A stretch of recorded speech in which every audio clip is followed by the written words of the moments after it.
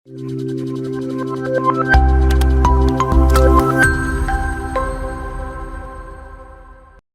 One. അപ്പൊ ഇന്ന് നമ്മള് ഫസ്റ്റ് യൂണിറ്റിന്റെ സെക്കൻഡ് പാർട്ടാണ് നോക്കാൻ പോകുന്നത്. ബേസിക് കോൺസെപ്റ്റ്സ് ഓഫ് അക്കൗണ്ടിങ്ങിന്റെ സെക്കൻഡ് പാർട്ട്.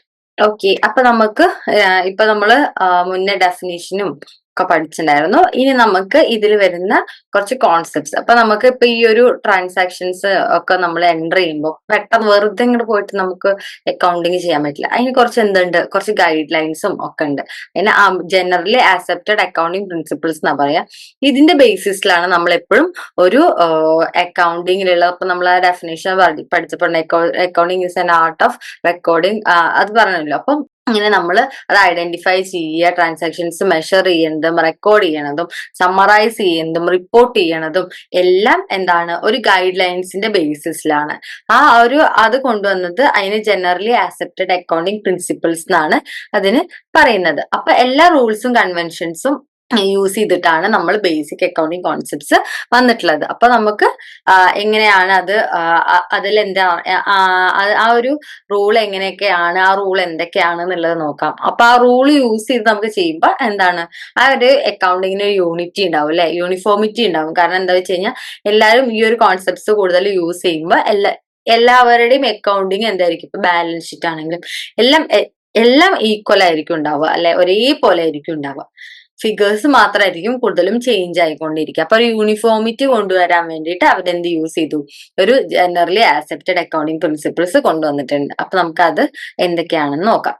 അപ്പൊ അത് രണ്ട് സ്റ്റേജ് ആക്കിയിട്ടാണ് ഡിവൈഡ് ചെയ്യുന്നത്. റെക്കോർഡിംഗ് സ്റ്റേജും സെക്കൻഡ് വൺ റിപ്പോർട്ടിംഗ് സ്റ്റേജും. ഇതിൽ ഫസ്റ്റ് വൺ നമ്മൾ നോക്കാൻ പോകുന്നത് റെക്കോർഡിംഗ് സ്റ്റേജ് ആണ്. ഇതിൽ റിപ്പോർട്ടിംഗ് സ്റ്റേജ് എന്ന് പറയുന്നത് നമുക്ക് യൂണിറ്റ് 6-ലാണ് കുറച്ചും കൂടി ഡീറ്റെയിൽ ആയിട്ട് പറയാനുള്ളത്. അപ്പൊ റിപ്പോർട്ടിംഗ് സ്റ്റേജ് ഞാൻ ജസ്റ്റ് പേര് മാത്രം പറയാം. റെക്കോർഡിംഗ് സ്റ്റേജ് ആണ് ഞാൻ ഇതിൽ കൂടുതലും നമ്മൾ നന്നായിട്ട് ഡിസ്കസ് ചെയ്യുന്നത് കേട്ടോ. ഓക്കെ, അപ്പൊ നമുക്ക് ഇതിൽ റെക്കോർഡിംഗ് സ്റ്റേജസിൽ വരുന്നത് business entity, money measurement, objective evidence, historical record, post. അവിടെ ക്ലിയർ ഇല്ല, നമുക്കത് ലാസ്റ്റിലേക്ക് പോകുമ്പോൾ നോക്കാം. Okay, next business entity concept എന്ന് പറഞ്ഞു കഴിഞ്ഞാൽ, ഇപ്പൊ നമ്മള് ഒരു ബിസിനസ് എൻറ്റിറ്റി പറഞ്ഞത് അതിന്റെ ഓണറും രണ്ടും ഡിഫറെന്റ് ആണെന്നാണ് ഈ ഒരു അക്കൗണ്ടിങ് കോൺസെപ്റ്റിൽ പറയുന്നത്. ഇപ്പൊ ബിസിനസിന്റെ ആവശ്യമായിട്ട് നമ്മൾ ക്യാഷ് എടുക്കുകയാണെങ്കിൽ ബിസിനസ് അത് അവരുടെ ഓണറിന് എന്താണ്, കടക്കാരനാണ്. ബിസിനസ്സിന് ആര് കാശ് കൊടുത്തു, ഇപ്പൊ എനിക്കൊരു ബിസിനസ് ഉണ്ട്, ഞാന് എന്തെങ്കിലും ഒരു ബിസിനസ് തുടങ്ങി. അപ്പൊ ഞാനും എന്റെ ആ ഫേമും രണ്ടും സെപ്പറേറ്റ് ആണ് അല്ലെ, ഞങ്ങൾ ഒരുമിച്ചിട്ടല്ല, അത് രണ്ടും സെപ്പറേറ്റ്. എന്റെ ബിസിനസ് ആണെങ്കിൽ കൂടി ഞാനും ആ ഫേമും സെപ്പറേറ്റ് ആണ്. ഞാൻ ആ ഫേമിലേക്ക് ഒരു 50,000 രൂപ ഞാനൊരു ക്യാപിറ്റൽ കൊടുത്താൽ എന്ത് സംഭവിച്ചു, അത് കടമാണ്. ആർക്ക് കടം, ബിസിനസ്സിന് അത് കടമാണ്. കാരണം ബിസിനസ് അതെനിക്ക് തിരിച്ചു തരേണ്ട പൈസയാണ്. അത് രണ്ടും സെപ്പറേറ്റ് എൻറ്റിറ്റി ആയിട്ടാണ് കണക്കാക്കുന്നത് ബിസിനസ്സിനെ. അതിനാണ് എന്ത് പറയുന്നത്, ബിസിനസ് എൻറ്റിറ്റി കോൺസെപ്റ്റ് എന്ന് പറയുന്നത്. ഓക്കെ, നെക്സ്റ്റിലേക്ക് വരികയാണെങ്കിൽ money measurement concept. Money measurement concept എന്ന് പറയുകയാണെങ്കിൽ നമ്മൾ മുന്നേ നമ്മുടെ ലിമിറ്റേഷൻസും ഒക്കെ പറയുന്ന ടൈമിൽ പറഞ്ഞിട്ടുണ്ടായിരുന്നു, എപ്പോഴും നമ്മൾ മണി ടേംസിൽ എക്സ്പ്രസ് ചെയ്യുന്ന കാര്യങ്ങൾ മാത്രമേ നമുക്ക് അക്കൗണ്ടിങ്ങിൽ കൊണ്ടുവരാൻ വേണ്ടി പറ്റുള്ളൂ. അല്ലെ ബിൽസ്, റെസിപ്റ്റ്, അങ്ങനത്തെ കാര്യങ്ങളൊക്കെ.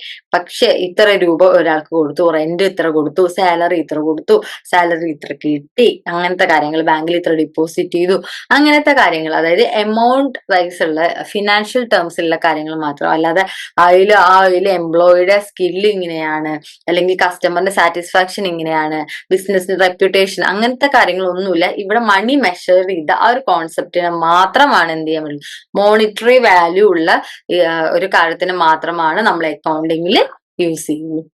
അതാണ് next money measurement concept. Next objective evidence. അതായത് ഇപ്പൊ ഞാൻ ഇത്ര രൂപ ഒരാൾക്ക് കൊടുത്തു പറയണം, അപ്പൊ നമുക്ക് എന്ത് വേണം, എവിഡൻസ് വേണം അല്ലെ. അതായത് ഇപ്പൊ എന്റെ കൂടെ എന്റെ ഒരു ഫ്രണ്ട് ഉണ്ടെന്ന് വെക്കാം. അപ്പൊ ഞാന് ആൾക്ക് ഒരു 10 രൂപ കൊടുത്തു വിചാരിക്കാം. അപ്പൊ അത് മറ്റാള് കണ്ടു, അതൊരു എവിഡൻസ് ആണോ? കണ്ടു കഴിഞ്ഞാൽ നമുക്കൊരു വേറൊരു കേസിലൊക്കെ ഇത് എവിഡൻസ് ആണെങ്കിൽ കൂടി നമുക്ക് ഈ അക്കൗണ്ടിങ്ങിൽ അതൊരു കണ്ടു പറഞ്ഞ ആൾക്ക് മാത്രം എക്സ്പീരിയൻസ് ചെയ്യാൻ പറ്റിയ ഒരു കാര്യമാണ്. അപ്പൊ എന്ത് ചെയ്യാൻ പറ്റില്ല, അത് നമുക്കൊരു എവിഡന്റ് ആയിട്ട് നമുക്ക് കണക്കാക്കാൻ വേണ്ടി പറ്റില്ല. പക്ഷെ അതൊരു ബില്ലാക്കി തരികയാണെങ്കിൽ അതാണ് ഒബ്ജക്റ്റീവ് എവിഡൻസ്. ഒബ്ജക്റ്റ് ആണ്. ബില്ല്, ഇൻവോയ്സ് അങ്ങനത്തെ കാര്യങ്ങളൊക്കെ എപ്പോഴും വേണം. അപ്പൊ നമുക്കറിയാം എപ്പോഴും നമ്മൾ ബില്ലുകൾ സൂക്ഷിച്ച്, നമുക്കിപ്പോ വർക്ക് ചെയ്യുന്നവർക്കൊക്കെ അറിയാം, നമ്മൾ എന്ത് ബില്ലുണ്ടെങ്കിൽ ആ ബില്ലുകൾ അവിടെ സൂക്ഷിച്ചിട്ടുണ്ടാവും. അതൊക്കെ ഒബ്ജക്റ്റീവ് എവിഡൻസ് ആണ്. അപ്പൊ ഇതിന് എന്ത് വേണം? ഒബ്ജക്റ്റീവ് എവിഡൻസ് വേണം. Next historical record concept. Historical record concept എന്ന് പറഞ്ഞു കഴിഞ്ഞാൽ, ഇപ്പൊ ഞാനൊരു അസറ്റ് വാങ്ങി, ഞാനൊരു 50 സെന്റ് സ്ഥലം വാങ്ങിച്ചു വെക്കുക. ഓക്കെ, അപ്പൊ ഞാൻ അസറ്റിൽ കാണിക്കുക, ഇപ്പൊ ഇത്ര രൂപ കൊടുത്ത് ഞാൻ 50 സെന്റ് സ്ഥലം വാങ്ങിച്ചു എന്നുള്ളതാണ് ഞാൻ ഇപ്പോഴും എന്റെ ഹിസ്റ്ററി, അല്ലെങ്കിൽ ഇത്ര ലക്ഷം രൂപയ്ക്ക് വാങ്ങിച്ചു. ആ ഒരു എമൗണ്ട് ആയിരിക്കും ഞാൻ ഇവിടെ എല്ലായിടത്തും കാണിക്കുക. അല്ലാതെ ഇന്നത്തെ വില, ചിലപ്പോൾ ഞാനത് വാങ്ങിയിട്ട് ഒരു 10 വർഷം മുന്നേ ആണ് വെക്കുക. അപ്പൊ ഇന്ന് അവിടെ ഫെസിലിറ്റീസ് ഒക്കെ മാറിയിട്ട് അതിന്റെ വാല്യൂ കൂടിയിട്ടുണ്ടാവും. കറന്റ് മാർക്കറ്റ് വാല്യൂ അല്ല ഞാൻ ഒരിക്കലും അവിടെ വെക്കുക. ഞാൻ എപ്പോഴും ഹിസ്റ്റോറിക്കൽ റെക്കോർഡ്. അതായത് ഇപ്പൊ ഞാൻ എന്റെ ബിസിനസ് പൊളിയാൻ പോവാന്ന് വിചാരിക്കുക, നല്ല ലോസ് ആണെന്ന് വെക്കുക. അപ്പൊ എനിക്ക് എന്തൊക്കെ ഇതുണ്ട് കണ്ടു കെട്ടില്ല. ഇപ്പൊ നമുക്ക് എന്തൊക്കെ സ്വത്തുകൾ ഉണ്ട് നോക്കുമ്പോ, ഞാൻ 50 ലക്ഷം രൂപയ്ക്ക് വാങ്ങിച്ചിട്ടുള്ള 50 സെന്റ് സ്ഥലമുണ്ട്, അങ്ങനത്തെ രീതിയിലാണ് പറയുള്ളൂ. അല്ലാതെ ഇന്ന് ആ സ്ഥലത്തിന് ഇത്ര രൂപ കിട്ടും അങ്ങനത്തെ രീതിയിലല്ല. കറന്റ് മാർക്കറ്റ് വാല്യൂ അല്ല, ഹിസ്റ്റോറിക്കൽ കോസ്റ്റ് വെച്ചിട്ടാണ് ഇപ്പോഴും നമ്മുടെ അസറ്റ്സിനെ അല്ലെങ്കിൽ എക്സ്പെൻസസിനെ പറയുക. Next cost concept. Cost concept എന്ന് പറയുമ്പോൾ, ഞാനിപ്പോ എന്റെ ഒരു ആവശ്യത്തിന് വേണ്ടിയിട്ട് ഞാൻ മെറ്റീരിയൽസ്, എന്റെ കമ്പനിയിൽ കുറച്ച് സപ്ലയേഴ്സിന്റെ ഞാൻ കുറച്ച് മെറ്റീരിയൽസ് വാങ്ങി. എനിക്കൊരു മാനുഫാക്ചറിങ് കമ്പനിയാണ്. അപ്പൊ എനിക്ക് കുറച്ച് റോ മെറ്റീരിയൽസ് വേണം, ഞാനത് സപ്ലയേഴ്സിന് വാങ്ങി. അപ്പൊ ഞാനത് വാങ്ങിക്കുമ്പോൾ അതിന് കുറച്ച് അവര് ചിലപ്പോ അതിന്റെ ശരിക്കുള്ള മാർക്കറ്റ് വാല്യൂവിലായിരിക്കില്ല തരിക. എനിക്കിപ്പോ നല്ല പരിചയമുള്ള ഒരാളാണെങ്കിൽ എനിക്ക് കുറച്ച് ഡിസ്കൗണ്ട്സും കാര്യങ്ങളും ഒക്കെ തന്നിട്ടുണ്ടാവും. അപ്പൊ അങ്ങനെ ഒരു ഡിസ്കൗണ്ട്സും കാര്യങ്ങളൊക്കെ തരുമ്പോ ഞാൻ എന്ത് ചെയ്യാണ്, അവരെനിക്ക് എത്രയാണോ രൂപ തന്നത് ആ ഒരു എമൗണ്ട് ആണ് ഞാൻ എപ്പോഴും അതിൽ കൊടുക്കുക. അല്ലാതെ ഞാൻ എന്ത് ചെയ്യുക, അതിന്റെ കറന്റ് വാല്യൂ ഞാൻ ഒരിക്കലും അതിൽ കൊടുക്കില്ല. അത് ഇത്ര രൂപയാണെന്ന് ഞാനല്ല കൊടുക്കുക. ഞാൻ എന്തുകൊണ്ടാണ് ഒറിജിനൽ പർച്ചേസ് കോസ്റ്റ്, ഞാൻ ഒറിജിനൽ എമൗണ്ട് എത്ര രൂപയാണോ അവർക്ക് കൊടുത്തത് ആ ഒരു കോസ്റ്റ് ആണ് എപ്പോഴും നമ്മളൊരു അക്കൗണ്ടിങ്ങിൽ കൊണ്ടുവരിക. അതാണ് ഈ കോസ്റ്റ് കോൺസെപ്റ്റ് എന്ന് പറയുന്നത്. Next dual aspect concept. Dual aspect എന്ന് പറഞ്ഞു കഴിഞ്ഞാൽ അസെറ്റ് ഉണ്ടാവും, ലയബിലിറ്റി ഉണ്ടാവും. ഓക്കെ, ഒരു സൈഡിൽ അസെറ്റ് ഉണ്ടാവും, ഒരു സൈഡിൽ ലയബിലിറ്റി ഉണ്ടാവും. എപ്പോഴും ഡുവൽ ആസ്പെക്ട് ആണ് എപ്പോഴും ഉണ്ടാവുക. നമുക്ക് ബാലൻസ് ഷീറ്റ് ഒക്കെ നിങ്ങൾ കണ്ടിട്ടുണ്ടെങ്കിൽ നിങ്ങൾക്ക് മനസ്സിലാവും. ഒരു സൈഡിൽ അസെറ്റ് ഉണ്ടാവും, ഒരു സൈഡിൽ എന്തുണ്ടാവും, ലയബിലിറ്റി ഉണ്ടാവും. അപ്പൊ ലയബിലിറ്റി പ്ലസ് ഇക്വിറ്റി ആണ് എന്തെന്ന് പറയുന്നത്, അസെറ്റ്സ് എന്ന് പറയുന്നത്. അപ്പൊ അതിൽ എന്താ പറയുക വെച്ച് കഴിഞ്ഞാൽ, ഇപ്പൊ നമുക്ക് ഒരു എക്സാമ്പിൾ ആയിട്ട് എടുക്കുകയാണെങ്കിൽ, നമ്മളൊരു കമ്പനി ഒരു പർച്ചേസ് നടത്താണ്. അപ്പൊ നമുക്ക് ഇപ്പൊ ഞാനൊരു മെഷീനറി വാങ്ങി. മെഷീനറി വാങ്ങുമ്പോൾ എന്ത് സംഭവിച്ചു, അവിടെ എനിക്ക് അസെറ്റ് കൂടി അല്ലെ, എനിക്ക് അസെറ്റ് വന്നു, അവിടെ അസെറ്റ് അവിടെ കൂടുകയാണ്. പക്ഷെ ഞാൻ പൈസ കൊടുത്തിട്ടല്ലേ വാങ്ങിക്കണത്. അപ്പൊ എന്ത് സംഭവിച്ചു, എനിക്ക് അവിടെ എന്റെ കാശ് പോയില്ലേ, എന്നിട്ടല്ലേ എനിക്ക് സാധനം കിട്ടി. അപ്പൊ എനിക്ക് അസെറ്റ് അവിടെ ഉണ്ടായി, എന്തായി, അക്കൗണ്ടിൽ നിന്ന് കാശ് എന്തായി, പോയി. അപ്പൊ എനിക്ക് ലയബിലിറ്റി അവിടെ കൂടി, ലയബിലിറ്റി ഉണ്ടായി, എനിക്ക് അവിടെ എന്തുണ്ടായി, അസറ്റും ഉണ്ടായി. രണ്ടും സംഭവിച്ചു. എന്റെ കയ്യിൽ നിന്ന് പൈസ പോയപ്പോ അത് ലയബിലിറ്റി ആയി, എന്റെ കയ്യിലേക്ക് അസറ്റ് വന്നപ്പോ അത് അസറ്റായി അല്ലെ, അസറ്റും ലയബിലിറ്റി. അപ്പൊ ഡുവൽ കോൺസെപ്റ്റ് എപ്പോഴും ഒരു ഇതിലുണ്ട്. അപ്പൊ ഞാൻ എന്തൊരു സാധനം വാങ്ങിക്കില്ല, അപ്പൊ ഞാൻ റെന്റ് കൊടുത്തു, ഞാനിവിടെ താമസിക്കുന്നുണ്ടല്ലോ, അപ്പൊ എനിക്ക് പൈസ, അപ്പൊ ഇതുണ്ട്, രണ്ട് സാലറി, അങ്ങനെ എന്താണെങ്കിലും നമുക്ക് ഡുവൽ ആസ്പെക്ട് ആണ് എപ്പോഴും അസറ്റ് ലയബിലിറ്റിയും വരുന്നത്. ഒരു എക്സാമ്പിൾ ആയിട്ട് നമുക്ക് ജസ്റ്റ് ഇവിടെ നോക്കാം. ഗ്യാൻചന്ദ് എന്ന് പറഞ്ഞിട്ടുള്ള ഒരാള് ഒരു ബിസിനസ് തുടങ്ങി. 50,000 രൂപ വെച്ചിട്ട് ഒരു ബിസിനസ് സ്റ്റാർട്ട് ചെയ്തു. അപ്പോ the cash received by business it's, അത് അസറ്റ് ആയിട്ട് നമുക്ക് കണക്കാക്കാം. 50,000 രൂപയാണ് അപ്പൊ അസറ്റ്, അതായത് ക്യാപിറ്റൽ. നമ്മൾ ഫസ്റ്റ് ഇൻവെസ്റ്റ് ചെയ്യുന്നത് എപ്പോഴും നമ്മൾ ക്യാപിറ്റൽ ആയിട്ടാണ് പറയാറ്. അപ്പൊ നമ്മള് ഇതിൽ പറയുന്ന according to the business entity കോൺസെപ്റ്റില് നമുക്ക് പറയാം, ബിസിനസ് ഓണറും രണ്ട് സെപ്പറേറ്റ് എൻറ്റിറ്റി ആണ്.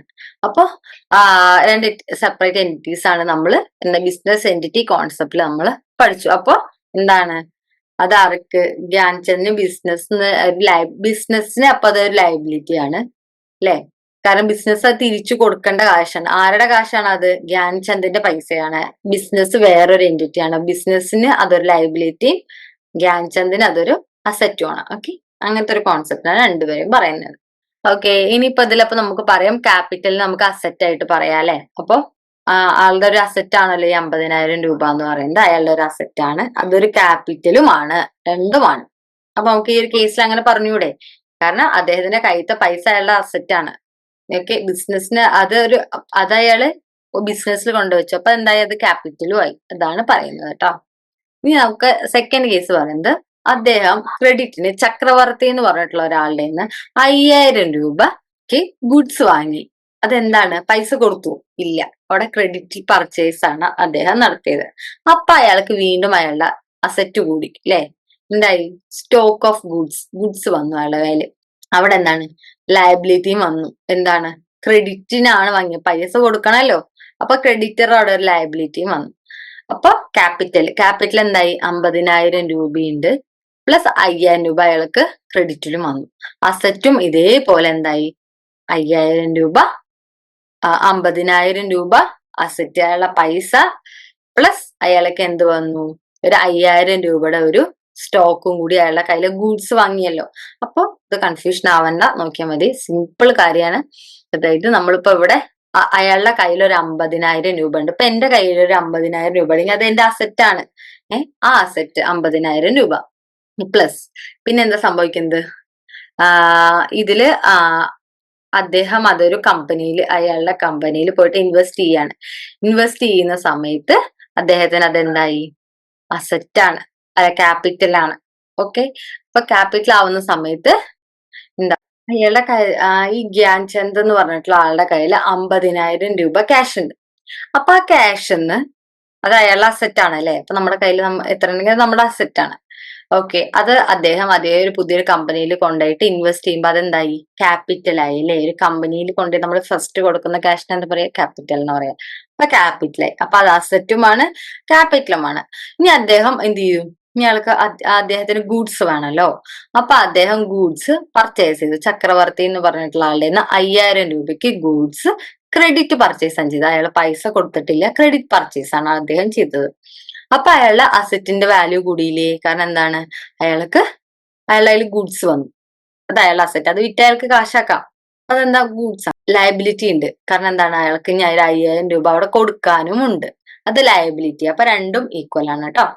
അപ്പൊ ഈ ഒരു സൈഡിൽ വരുമ്പോ ക്യാപിറ്റല് എന്താണ്? ഒരു ഇതാണ്. ക്യാപിറ്റൽ പറഞ്ഞ കമ്പനി ഈ ഗ്യാൻചന്ദിന് കൊടുക്കേണ്ട പൈസ ആണല്ലോ. അപ്പൊ ക്യാപിറ്റല് പ്ലസ് അയാൾക്ക് ഒരു 5000 രൂപ ലയബിലിറ്റിയും കൂടിയുണ്ട്. അത് ഈ ലയബിലിറ്റി സൈഡിൽ വന്നു. അസറ്റ് സൈഡിലേക്ക് വരികയാണെങ്കിൽ അവിടെ 5000 രൂപ അയാൾക്ക് സ്റ്റോക്ക്, ഇപ്പൊ അയാൾ വന്ന പുതിയ സ്റ്റോക്ക് ഉണ്ട്, സാധനം, ആ സ്റ്റോക്ക് ഉണ്ട്, പ്ലസ് അയാളുടെ കയ്യിൽ 50,000 രൂപ പൈസ. ഇതാണ് ഇതിലുള്ളത്. ഓക്കെ. ഈ തേർഡ് കേസ് എന്ന് പറഞ്ഞു കഴിഞ്ഞാൽ നമ്മള് ഫർണിച്ചർ പർച്ചേസ് ചെയ്യണം 10,000 രൂപയ്ക്ക്. അത് നമ്മൾ പൈസ കൊടുത്തു. പൈസയും കൊടുത്തു. അപ്പൊ നമുക്ക് വീണ്ടും അടുത്ത അസറ്റ് കൂടി. എന്തായി? ഫർണിച്ചർ കൂടി. പക്ഷെ അസറ്റിന്റെ അവിടെ നിന്ന് കുറച്ചു. എന്ത് സംഭവിച്ചു? നമ്മൾ 50,000 രൂപ ഉള്ളിടത്തുനിന്നല്ലേ നമ്മൾ 10,000 രൂപ കൊടുത്തത്. അപ്പൊ നമ്മുടെ ക്യാഷിന്റെ കാര്യത്തിൽ എന്തായി? 40,000 രൂപയായി. പക്ഷെ അത് നമ്മൾ കമ്പനിക്ക് വേണ്ടിയിട്ട് തന്നെ ചെലവാക്കി. അതാണ് ക്യാപിറ്റൽ ഇവിടെ ചേഞ്ച് ആവാതെ 15,000. നമ്മൾ തുടങ്ങി വെച്ച പൈസ 50,000 രൂപയായിരുന്നല്ലോ, അതായി. പ്ലസ് നമുക്ക് ക്രെഡിറ്റർക്ക് ഇനി ഒരു 5000 രൂപയും കൂടി കൊടുക്കാണ്ട്. അതാണ് നമ്മുടെ ലയബിലിറ്റി. പക്ഷെ നമ്മുടെ ഇങ്ങോട്ട് വരുമ്പോ എന്ത് സംഭവിച്ചു? 10,000 രൂപയുടെ ഫർണിച്ചർ നമ്മുടെ കയ്യിലുണ്ട്. മേശ, കസാര, എന്താണെന്ന് വെച്ചാൽ ഫർണിച്ചർ നമ്മുടെ കയ്യിലുണ്ട്. 5000 രൂപയുടെ സ്റ്റോക്ക് നമ്മുടെ കയ്യിലുണ്ട്. പ്ലസ് നമ്മുടെ കയ്യിൽ 40,000 രൂപ പൈസയും ഉണ്ട്. ഇതാണ് നമ്മുടെ അസറ്റിന്റെ ഭാഗത്തേക്ക് വരുമ്പോ. ഇതിന്റെ കാര്യത്തിലോ, അതായത് ലയബിലിറ്റിയുടെ ഭാഗത്തേക്ക് നോക്കുമ്പോഴോ 50,000 രൂപ നമ്മൾ ഇൻവെസ്റ്റ് ചെയ്തിട്ടുണ്ടല്ലോ ക്യാപിറ്റലായിട്ട്, അതും പ്ലസ് ലയബിലിറ്റി, ഒരു ക്രെഡിറ്റ് നമുക്ക് 5000 രൂപ കൊടുക്കാനുമുണ്ട്. അപ്പൊ നമ്മളിപ്പോ നിങ്ങൾക്ക് രണ്ടും കൂടെ നോക്കി നമുക്ക് ഈക്വൽ ആയിട്ട് കാണാൻ പറ്റും. എപ്പോഴും നമ്മുടെ ബാലൻസ് ഷീറ്റ് നിങ്ങൾക്ക് നോക്കുമ്പോൾ എപ്പോഴും അറിയാം, നമുക്ക് അസറ്റും ലയബിലിറ്റി പാർട്ട് എപ്പോഴും എന്താണ്? ഈക്വൽ ആയിരിക്കും. ഇനി നമുക്കത് ബാലൻസ് ഷീറ്റിലേക്ക് വരുമ്പോഴാണ് ഇതിൽ പറയുന്നത് ക്യാപിറ്റൽ 50,000 രൂപ, ക്രെഡിറ്റർ ചക്രവർത്തിക്ക് കൊടുക്കാനുള്ള 5000 രൂപ നമ്മുടെ ഇതാണ്. അപ്പൊ 55,000 രൂപ നമുക്ക് അതിന് പകരം അസറ്റ് ആയിട്ട് എന്തൊക്കെ ഉണ്ട്? ഫർണിച്ചർ, 10,000 രൂപയുടെ ഫർണിച്ചർ നമ്മുടെ കയ്യിലുണ്ട്. പിന്നെ 5000 രൂപയുടെ ആ സ്റ്റോക്ക് ഉണ്ട്. അതിനൊരു ഈ 5000 രൂപ നമ്മളിപ്പോ മുന്നേ കണ്ടതിൽ നമുക്ക് ഈ ഒരു 5,000 എന്ന് പറയുന്നത് നിങ്ങൾ എപ്പോഴും ഒരു സാധനങ്ങളായിട്ട്, അതായത് ഈ പൈസ ആയിട്ട് കാണാതെ ഇരുന്നാൽ മതി. ഓക്കെ. ഇപ്പുറത്തെ സൈഡിൽ മാത്രം പൈസ ആയിട്ട് കാണാം, ഇപ്പുറത്തെ സൈഡിൽ കാണിക്കുന്നത് സ്റ്റോക്ക് ആണ്. സ്റ്റോക്ക് എന്ന് പറഞ്ഞു കഴിഞ്ഞാൽ എന്താണ്? നമുക്ക് സാധനങ്ങളായിട്ട് കണക്കാക്കാം. അപ്പൊ നിങ്ങൾക്ക് ആ കൺഫ്യൂഷൻ മാറിക്കിട്ടും കേട്ടോ. പിന്നെ ക്യാഷ് ആയിട്ട് 40,000 രൂപയും. ഇതാണ് ഡുവൽ കോൺസെപ്റ്റ് എന്ന് പറയുന്നത് കേട്ടോ. 7 കോൺസെപ്റ്റ് ആണ്. ഇതിൽ ഇപ്പൊ നമ്മൾ നോക്കിയിട്ടുണ്ടായിരുന്നത്. നെക്സ്റ്റ് ആണ് നമ്മുടെ റിപ്പോർട്ടിംഗ് സ്റ്റേജിൽ going concern concept, accounting period concept, matching concept, conservatism, consistency, full disclosure, materiality. ഇത് നമ്മൾ ഡീറ്റെയിൽ ആയിട്ട് നമ്മൾ 6th യൂണിറ്റിൽ പഠിക്കുന്നുണ്ട്. അപ്പൊ നമുക്ക് നോക്കാം. ഇനി നെക്സ്റ്റ് നമ്മൾ നോക്കാൻ പോകുന്നത് എങ്ങനെയാണ് നമ്മൾ ബുക്ക് കീപ്പിംഗ് നടത്തുന്നത്. നമ്മൾ ബുക്ക് കീപ്പിംഗ് ഇന്നലെ പഠിച്ചിട്ടുണ്ടായിരുന്നു അല്ലെ, റെക്കോർഡ് ചെയ്യുന്ന കാര്യങ്ങൾ. അപ്പൊ ട്രാൻസാക്ഷൻസ് ഒക്കെ റെക്കോർഡ് ചെയ്യുന്നത്. അപ്പൊ നമ്മൾ എങ്ങനെയൊക്കെയാണ് നമ്മൾ റെക്കോർഡ് ചെയ്യുന്നത്? അപ്പൊ 2 തരത്തിൽ റെക്കോർഡ്, സിംഗിൾ എൻട്രി ഉണ്ട്, ഡബിൾ എൻട്രി ഉണ്ട്. അപ്പൊ നമുക്ക് ഡബിൾ എൻട്രി എന്താന്ന് നോക്കാം. ഡബിൾ എൻട്രി എന്ന് പറഞ്ഞു കഴിഞ്ഞാൽ ഇപ്പൊ നമുക്ക് ഒരു എക്സാമ്പിളിലൂടെ പറയുമ്പോൾ കുറച്ചും കൂടി നിങ്ങൾക്ക് മനസ്സിലാവും. അപ്പൊ നമുക്ക് ഈ സൈഡിൽ കാണുന്ന ഒരു ഇതെടുക്കാം.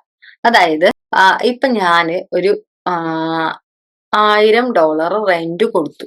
Rent paid 1000 rupees by cash ആയിട്ടാണ് ഞാൻ കൊടുത്തത്. അപ്പൊ എന്താണ് അവിടെ റെന്റ് ഡെബിറ്റ് ആവും, ക്യാഷ് ക്രെഡിറ്റ് ആവും. ഇതെങ്ങനെയാ വരുന്നെന്നുള്ളത് ഇപ്പൊ നിങ്ങൾ ജസ്റ്റ് ഈ ഒരു എക്സാമ്പിളിൽ റെന്റിന്റെ സ്ഥലത്ത് ഡെബിറ്റും ക്യാഷിന്റെ സ്ഥലത്ത് ക്രെഡിറ്റും നിങ്ങൾ ജസ്റ്റ് നോക്കി വെച്ചാൽ മതി. ഇത് എങ്ങനെയാ വന്നതെന്നുള്ളത് ഞാൻ ഇനി അടുത്തത് വരുന്നതിൽ നമുക്ക് ഡീറ്റെയിൽ ആയിട്ട് പഠിക്കാം. അപ്പോഴാണ് നമുക്ക് ഡീറ്റെയിൽ ആയിട്ട് പറയാൻ വേണ്ടി പറ്റുള്ളൂ. ഇപ്പൊ ഇതിൽ ജസ്റ്റ് എന്താണ്, ഡെബിറ്റ് ആവുകയും ചെയ്യും, അവിടെ ക്രെഡിറ്റ് ആവുകയും ചെയ്യും. ഡബിൾ എൻട്രി ആണ്. അസറ്റും ലയബിലിറ്റിയും പോലെ നമ്മുടെ കാശ് പോവുകയും ചെയ്തു, പക്ഷെ നമുക്ക് റെന്റിന് അവിടെ താമസിക്കുകയും ചെയ്യാം. രണ്ട് ഇതാണ് വരുന്നത്. അപ്പൊ റെന്റിന്റെ അവിടെ ഡെബിറ്റും ക്യാഷ് നമ്മുടെ കയ്യിൽ നിന്ന് പോയതുകൊണ്ട് അവിടെ ക്രെഡിറ്റും. അങ്ങനത്തെ ഒരു കോൺസെപ്റ്റ് ആണ് ഇതിൽ വരുന്നത്. അതാണ് ഡബിൾ എൻട്രി. അപ്പൊ 2 എൻട്രി വരും ഇപ്പോഴും. ഓക്കെ, അപ്പൊ നമുക്കൊരു കൺഫ്യൂഷനും വരില്ല. കാരണം എന്താ, നമ്മുടെ നിന്ന് കാശ് പോയി എന്നുള്ളത് നമുക്ക് അറിയാൻ വേണ്ടി പറ്റും. അതാണ് ഇതിൽ പറയുന്നത് കേട്ടോ. ഒരു അക്കൗണ്ടിൽ അത് ഡെബിറ്റും ആവും, ഒരു അക്കൗണ്ടിൽ സെയിം എമൗണ്ട് തന്നെ ഇട്ടിട്ട് എമൗണ്ടിൽ ഒരു ചേഞ്ചസും ഇല്ല.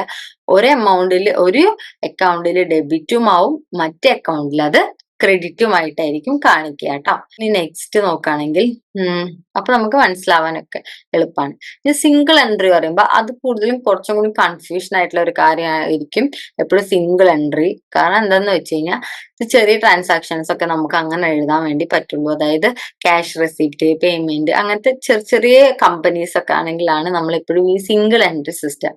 ഇപ്പൊ റെന്റിന്റെ അവിടെ തന്നെ എഴുതുക അങ്ങനെ. അതായത് ക്യാഷ് റെസിപ്റ്റ് കൊടുക്കുമ്പോൾ ഇപ്പൊ റെന്റ് ഇത്ര രൂപ നമ്മളിപ്പോ കണ്ടിട്ടുണ്ടാവില്ലേ, ക്യാഷ് റെസിപ്റ്റ് നമുക്ക് ബില്ലിന്റെ ഒരു പേപ്പർ കണ്ടിട്ടുണ്ടാവില്ലേ നിങ്ങൾ, അതിൽ നിങ്ങൾക്ക് ഒരു എമൗണ്ട് അല്ലേ എഴുതിയിട്ടുണ്ടാവുള്ളൂ, അവിടെ എഴുതിയിട്ടുണ്ടാവില്ലേ ഇത്ര രൂപ തന്നു. അങ്ങനെ എന്നാണ് single entry system. Double entry പറയുമ്പോൾ അവിടെ റെന്റിന് ഡെബിറ്റ് ആക്കും, ക്യാഷിനെ ക്രെഡിറ്റ് ആക്കും. ഇവിടെ റെന്റ് കൊടുത്തു എന്ന് പറഞ്ഞാൽ ഇത്ര രൂപ പെയ്ഡ്, അങ്ങനെയല്ല. ഇപ്പൊ നമ്മൾ ഒരു ബില്ലിന്റെ പേപ്പർ ഒക്കെ കണ്ടിട്ടില്ലേ, അതാണ് ഈ സിംഗിൾ എൻട്രി സിസ്റ്റത്തിൽ വരുന്നത്. അപ്പൊ സ്മോൾ ബിസിനസ് ഇൻഡിവിജ്വൽ ഉണ്ടോ, ഇതാണോ. അപ്പൊ ഇതില് നമുക്കൊരു എക്സാമ്പിൾ ആയിട്ട് നമുക്ക് കാണുകയാണെങ്കിൽ ബിൽഡിംഗ് ലോൺ ഇത്ര രൂപ, അപ്പൊ ഇൻകം, അങ്ങനത്തെ കാര്യങ്ങൾ ജസ്റ്റ് ഒരു എൻട്രി ആയിരിക്കും എല്ലാത്തിലും കൊടുത്തിട്ടുണ്ടാവുക. എവിടെ ക്രെഡിറ്റ് ആയി എന്നൊന്നും ഉണ്ടാവില്ല. ഇനി നമുക്ക് എന്താണ് അക്കൗണ്ട് എന്ന് നോക്കാം. അക്കൗണ്ട് എന്ന് പറഞ്ഞാൽ ഒരു ടി ഷേപ്ഡ് ആണ്. ഓക്കെ, ഇപ്പുറത്ത് ഡെബിറ്റ് ആവും, ഇപ്പുറത്ത് ക്രെഡിറ്റ്. ഓക്കെ, ഇപ്പുറത്ത് ഡെബിറ്റ് ആവുന്നതും ഇപ്പുറത്ത് ക്രെഡിറ്റ് ആവുന്നതുമാണ് നമ്മൾ നോക്കുന്നത് കേട്ടോ. ക്രെഡിറ്റ് ആവാന്ന് പറഞ്ഞു കഴിഞ്ഞാൽ നമ്മൾ കൊടുക്കാം, പൈസ കൊടുക്കാനുള്ളവർ. ഡെബിറ്റ് ആവാന്ന് പറഞ്ഞാൽ നമുക്ക് കിട്ടാനുള്ളവർ. എപ്പോഴും അങ്ങനത്തെ ഒരു ഇതിൽ നോക്കിയാൽ മതി.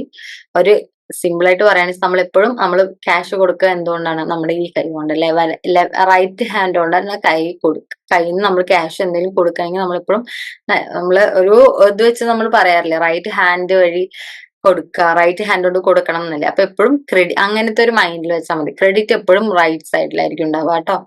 ഡെബിറ്റ് എപ്പോഴും വാങ്ങിക്കുന്നത് ലെഫ്റ്റ് ഹാൻഡിൽ. അങ്ങനത്തെ ഒരു മൈൻഡിൽ നിങ്ങൾ പഠിച്ചു പോകാൻ കുറച്ചും കൂടി ഈസി ആയിരിക്കും. അപ്പോൾ ഇതാണ് അക്കൗണ്ട് ടൈറ്റിൽ എന്ന് പറയുന്നത്. ടി ഷേപ്ഡ് കോളം ആയിരിക്കും ഉണ്ടാവുക. ഓക്കെ, ഇനി അക്കൗണ്ട്സിന് നമ്മൾ 3 അക്കൗണ്ട്സ് ആക്കിയിട്ട് ഡിവൈഡ് ചെയ്തിട്ടുണ്ട്. Personal account, real, nominal. Personal accounts എന്ന് പറഞ്ഞാൽ ഒരാളുടെ അക്കൗണ്ടിനെ കുറിച്ച് പറഞ്ഞിട്ടുണ്ടാവും. കൃഷ്ണാസ് അക്കൗണ്ട്, ഗോപാൽസ് അക്കൗണ്ട്, അങ്ങനത്തെ ഒരാളുടെ പേര് അക്കൗണ്ട് വെച്ചിട്ട് ഇയാളുടെ അക്കൗണ്ടിലേക്ക് ഇത്ര കൊടുത്തു. റാമിന്റെ അക്കൗണ്ടിലേക്ക് ഇത്ര രൂപ കൊടുത്തു. അപ്പൊ റാം അക്കൗണ്ട് പറയുമ്പോൾ അത് പേഴ്സണൽ അക്കൗണ്ട് ആണ്. ഓക്കെ, ഇനി റിയൽ അക്കൗണ്ട് എന്ന് പറഞ്ഞു കഴിഞ്ഞാൽ അതിൽ പ്രോപ്പർട്ടീസ് തന്നെ, അതായത് മെഷീനറി വാങ്ങി, ഇപ്പൊ ഫർണിച്ചർ അക്കൗണ്ട്, ഫർണിച്ചർ വാങ്ങി കഴിഞ്ഞാൽ ഫർണിച്ചർ അക്കൗണ്ട്, മെഷീനറി വാങ്ങിയ മെഷീനറി, ലാൻഡ് ആൻഡ് ബിൽഡിംഗ് വാങ്ങി കഴിഞ്ഞാൽ ബിൽഡിംഗ് അക്കൗണ്ട്. ഓക്കെ, അപ്പൊ ഒരു അസറ്റ് അല്ലെങ്കിൽ എന്തെങ്കിലും പ്രോപ്പർട്ടി മേടിക്കുകയാണെങ്കിൽ അവിടെ റിയൽ അക്കൗണ്ട് ആണ്. അതുപോലെ ക്യാഷ്, ബാങ്ക്, അതൊക്കെ റിയൽ ആയിട്ടാണ് വരിക. ഇനി നെക്സ്റ്റ് നോമിനലിലേക്ക് വരികയാണെങ്കിൽ അവിടെ എന്ത് വരും? Income, expenses. ഇപ്പൊ നമുക്ക് സാലറി കിട്ടി, കമ്മീഷൻ കിട്ടി, ഡിസ്കൗണ്ട് കൊടുത്തു, കിട്ടി, അങ്ങനെയൊക്കെ പറയുമ്പോ അതൊക്കെ ഒരു ഇൻകം ആണ്. എക്സ്പെൻസസ് എന്തൊക്കെയാണ്? നമ്മളിപ്പോ എന്തെങ്കിലും റെന്റ് കൊടുത്തു, അതൊക്കെ ഒരു എന്താണ്? വേജസ് കൊടുത്തു, അങ്ങനെയൊക്കെ പറയുമ്പോ നമ്മൾ എന്താണ്? അതൊക്കെ എക്സ്പെൻസസും കാര്യങ്ങളും. അപ്പൊ അതിൽ എന്താണ്? Wages account, salaries account, commission received, അങ്ങനത്തെ കാര്യങ്ങൾ. അപ്പൊ 3 തരത്തിലുള്ള ഇതാണ് ഉള്ളത്: personal account, real account, nominal account. അപ്പൊ അതിന് ജസ്റ്റ് ഒരു ക്ലാസിഫിക്കേഷൻ. അപ്പൊ ഇത് നോക്കിയിട്ട് നിങ്ങൾക്ക് കുറച്ചും കൂടി മനസ്സിലാവും. ഇൻട്രസ്റ്റ്, റെന്റ്, കമ്മീഷൻ, അങ്ങനത്തെ കാര്യങ്ങൾ. ഇനി നെക്സ്റ്റ് വരികയാണെങ്കിൽ, ഇനി ഈ ഒരു ഡെബിറ്റും ക്രെഡിറ്റിനും കുറച്ച് റൂൾസും കാര്യങ്ങളൊക്കെ ഉണ്ട്. നമുക്കിപ്പോ നമ്മൾ എങ്ങനെ ഒരാളെ ഡെബിറ്റ് ചെയ്യും? ഇപ്പൊ നമുക്കൊരു, ഞാൻ പറയാം, വേജ് കൊടുത്തു, വേജ് പെയ്ഡ് 5000 എന്ന് പറയുകയാണെങ്കിൽ അതെങ്ങനെ ഞാൻ ഏതിന് ഞാൻ ഡെബിറ്റ് ചെയ്യും? ഇപ്പൊ നിങ്ങൾ നേരത്തെ കണ്ടു റെന്റും ക്യാഷും അല്ലേ? അപ്പൊ നിങ്ങൾ എങ്ങനെ റെന്റിനെ ഡെബിറ്റ് ചെയ്തു? നിങ്ങൾക്ക് ഡൗട്ട് തോന്നിയിട്ടുണ്ടാവില്ലേ, എന്തുകൊണ്ട് ക്യാഷ് ഡെബിറ്റ് ചെയ്തു? അങ്ങനെ നിങ്ങൾക്ക് കുറച്ച് സംശയങ്ങളൊക്കെ വന്നിട്ടുണ്ടാവും. അപ്പൊ അതെങ്ങനെയാണ് ഇങ്ങനെ നമ്മൾ ഒരു ഇത് വന്നാൽ ഏതിനെ നമ്മൾ ഡെബിറ്റ് ചെയ്യും, ഏതിന് നമ്മൾ ക്രെഡിറ്റ് ചെയ്യും എന്നുള്ളതാണ് നമ്മൾ നോക്കുക. ഇതൊരു ഇമ്പോർട്ടന്റ് പാർട്ടാണ്. കാരണം ഈ ഒരു ബേസിക് എന്നാണ് നമ്മൾ നമ്മുടെ ജേർണലും ലെഡ്ജറും അങ്ങനെ നമ്മൾ ഒരു ബാലൻസ് ഷീറ്റിലേക്ക് എത്തിപ്പെടുന്നത്.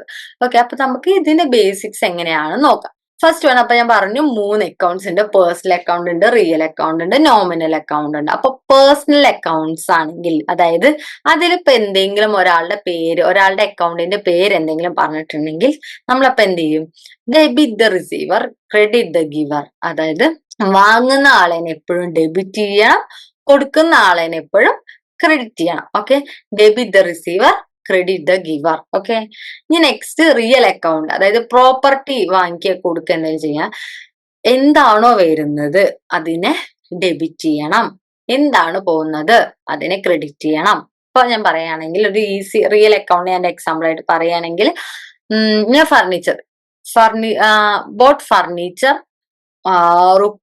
റുപ്പീസ് 10,000 ബൈ ക്യാഷ് എന്ന് വിചാരിക്കാം. എന്നാ ഞാൻ ഫർണിച്ചർ വാങ്ങി, purchase furniture rupees 10,000 by cash വിചാരിക്കുക. അപ്പൊ ഡെബിറ്റ് വാട്ട് കംസ് ഇൻ, എനിക്ക് എന്താണ് വന്നത്? Machinery account. Credit what goes out, എന്റെ കയ്യിൽ നിന്ന് അപ്പൊ എന്ത് പോയി?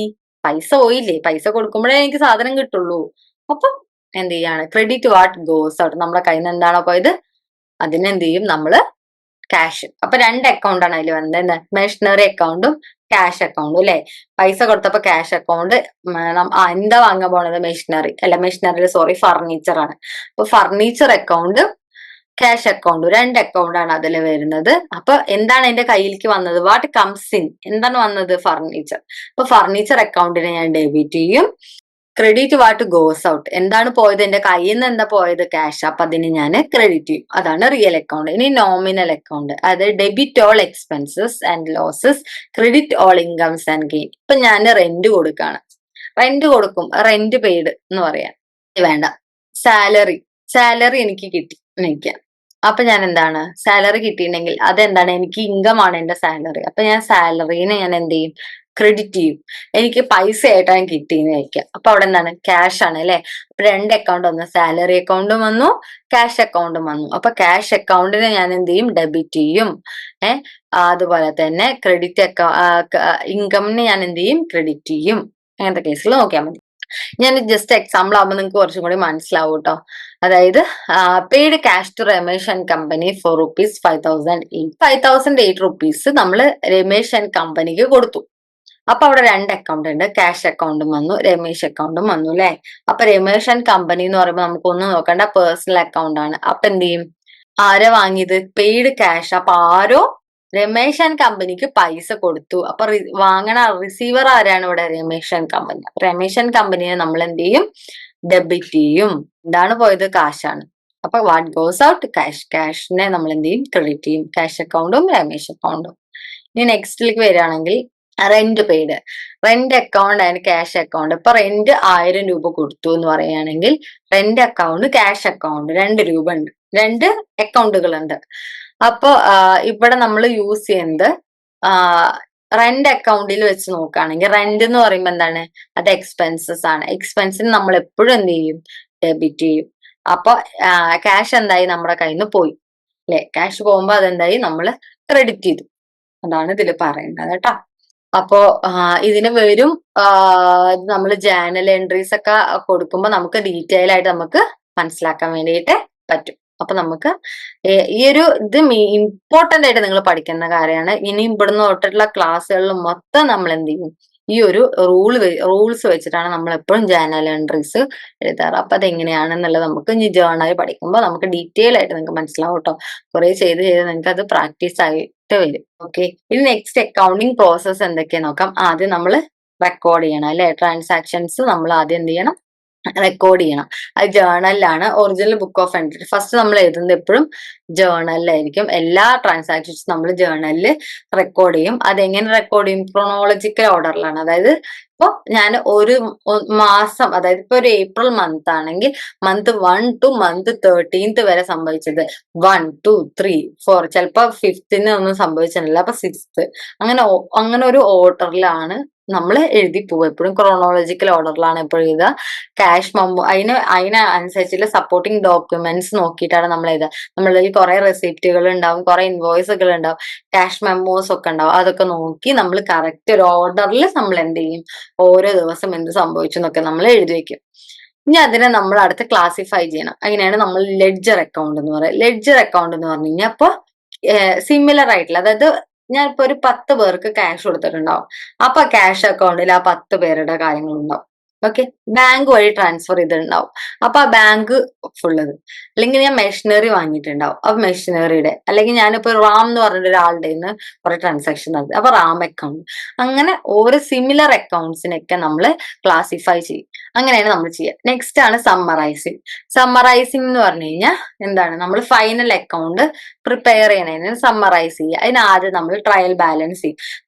നമ്മളിപ്പോ മനുഷ്യന്മാരാണ് ചെയ്യണതെങ്കിൽ നമുക്ക് പല മിസ്റ്റേക്സും സംഭവിക്കാൻ സാധ്യതകൾ കൂടുതലാണ്. അപ്പൊ നമ്മൾ എന്ത് ചെയ്യും, ആ ഒരു അക്യുറസി കൂട്ടാൻ വേണ്ടിയിട്ട് നമ്മൾ ഈ ട്രയൽ ബാലൻസ് ചെയ്യുക. അത് നമ്മൾ ഫൈനൽ അക്കൗണ്ടിന് മുന്നെയാണ് നമ്മൾ ട്രയൽ ബാലൻസ് ചെയ്യും. ഈ ഫൈനൽ അക്കൗണ്ട് എന്തിനാണ് നമ്മൾ ചെയ്യുക, നമുക്ക് ബിസിനസിന്റെ പ്രോഫിറ്റ് ആൻഡ് ലോസ് ആണ് ബിസിനസ്സിനുള്ളത്, അല്ലെങ്കിൽ ബിസിനസിന്റെ ഫിനാൻഷ്യൽ പൊസിഷൻ എന്താണെന്നൊക്കെ അറിയാൻ വേണ്ടിയിട്ടാണ് നമ്മളിപ്പോൾ ഫൈനൽ അക്കൗണ്ട് നമ്മൾ പ്രിപ്പയർ ചെയ്യുന്നത്. അപ്പൊ നമ്മളത് അക്യുറേറ്റ് ആയിട്ട് ചെയ്തില്ലെങ്കിൽ നമുക്കത് ഭയങ്കര പ്രശ്നങ്ങൾ സംഭവിക്കും അല്ലെ? അപ്പൊ നമ്മൾ എന്ത് ചെയ്യും, ആദ്യം ഈ ട്രേഡിങ് ട്രയൽ ബാലൻസ് ഉണ്ടാക്കും. അത് കഴിഞ്ഞാൽ പിന്നെ നമ്മൾ പ്രോഫിറ്റ് ആൻഡ് ലോസ് ഉണ്ടാക്കും. അത് കഴിഞ്ഞ് നമ്മൾ ബാലൻസ് ഷീറ്റ് ഉണ്ടാക്കും. എന്നിട്ട് പിന്നെ എന്ത് ചെയ്യും, നമുക്ക് ബാലൻസ് ഷീറ്റ് ഉണ്ടാക്കി കഴിഞ്ഞാൽ പിന്നെ നമ്മൾ എന്ത് ചെയ്യും, അതിനെ അനലൈസ് ചെയ്യും, ഇന്റർപ്രറ്റ് ചെയ്യും. അതിന് വേണ്ടിയിട്ട് നമ്മൾ കുറെ റേഷ്യോസ് യൂസ് ചെയ്തിട്ടാണ് നമ്മളിപ്പോ ഇന്റർപ്രറ്റ് ചെയ്യുക. അതിലെന്താന്ന് പറഞ്ഞു കഴിഞ്ഞാൽ ഇപ്പൊ നമുക്ക് ലിക്വിഡിറ്റി, സോൾവൻസി, പ്രോഫിറ്റബിലിറ്റി, അങ്ങനെ കുറെ റേഷ്യോസ് ഉണ്ട്.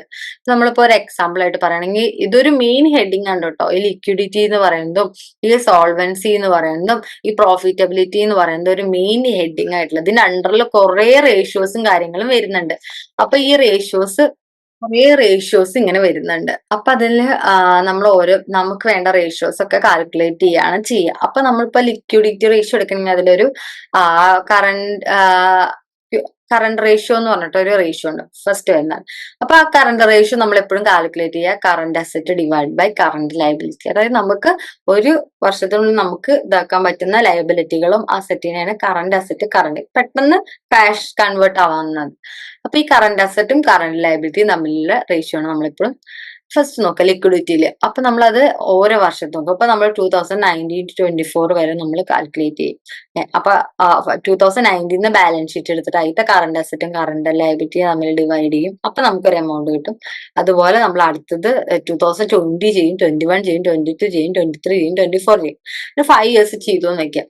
നമ്മൾ ഈ 5 yearsന്റെ ചെയ്യുമ്പോൾ നമ്മൾ എന്ത് ചെയ്യും, എന്നിട്ട് നമ്മൾ അതിനൊരു ചാർട്ട് ആക്കിയിട്ടോ ബാർഗ്രാഫ് ആയിട്ടൊക്കെ നമ്മൾ അതിനെ പ്രസന്റ് ചെയ്യുമ്പോൾ നമുക്ക് അത് നമ്മുടെ സ്റ്റേക്ക് ഹോൾഡേഴ്സോ ഇൻവെസ്റ്റേഴ്സിനൊക്കെ കാണുമ്പോൾ നമുക്ക് മനസ്സിലാക്കാൻ പറ്റും. ഇപ്പൊ കമ്പനി, അപ്പൊ നമ്മൾ ബാർഗ്രാഫ് ഉയർന്നു പോകണമെങ്കിൽ നമ്മുടെ കമ്പനി പ്രോഫിറ്റിലാണ്, അല്ലെങ്കിൽ ഉയർച്ച താഴ്ച ആണെങ്കിൽ നമ്മൾ എന്താണ് ഇപ്പൊ ഒരു സർവൈവിങ് സ്റ്റേജിലാണ്. അങ്ങനെ എന്താ വെച്ചാൽ അത് നമുക്ക് മനസ്സിലാക്കിയിട്ട് അവർക്ക് ഒരു റിസൾട്ടിലേക്ക് എത്താൻ വേണ്ടിയിട്ടും സാധിക്കും. എന്നാണ് അതിൽ പറയുന്നത്. അപ്പൊ ഇത്രയേ ഉള്ളൂ ഈ ഒരു ഫസ്റ്റ് യൂണിറ്റ് എന്ന് പറഞ്ഞത്. വളരെ സിമ്പിൾ ആണ്, ബേസിക്സ് ആണ്. ഇനി വരുന്നതിലാണ് കൂടുതൽ പ്രോബ്ലംസ് ഉള്ളത്. അപ്പൊ ഏറ്റവും ഇമ്പോർട്ടന്റ് ആയിട്ട് നമ്മൾ നോക്കേണ്ട ഒരു കാര്യം ഈ ഒരു ചാപ്റ്ററിൽ എന്ന് പറഞ്ഞു കഴിഞ്ഞാൽ ഒരു അക്കൗണ്ടിങ് ഡെബിറ്റ് ആൻഡ് റൂൾസ്, ക്രെഡിറ്റിന്റെ റൂൾസ് ആണ്. ഇത് ഇമ്പോർട്ടന്റ് ആണ്. നമ്മൾ എപ്പോഴും നമ്മളൊരു ഇത് നമ്മുടെ മൈൻഡിൽ വേണം. അപ്പൊ നിങ്ങൾ ഇത് കാണാതെ പഠിക്കുക തന്നെ വേണം. നെക്സ്റ്റ് ജസ്റ്റ് ക്വസ്റ്റ്യൻസ് ഒക്കെ എന്താന്ന് നോക്കാം. അക്കൗണ്ടിങ്ങിന്റെ ഡെഫിനിഷൻ എഴുതുക, അതിന്റെ സ്കോപ്പ്, കാര്യങ്ങള്, പിന്നെ അതുപോലെ ബ്രാഞ്ചസ്, അക്കൗണ്ടിങ് പ്രോസസ്സ്, എന്തൊക്കെ ടൈപ്സ് ഓഫ് അക്കൗണ്ട് ഉണ്ട് എന്നുള്ളത്, അതുപോലെ തന്നെ accounting concepts, dual aspect concept എന്താന്നുള്ളത് ആ ഒരു പിക്ചർ വരച്ച് ഒരു എക്സാമ്പിൾ ഒക്കെ വെച്ചിട്ട് എഴുതുകയാണെങ്കിൽ കുറച്ചും കൂടി ഇതാണ്. Thank you.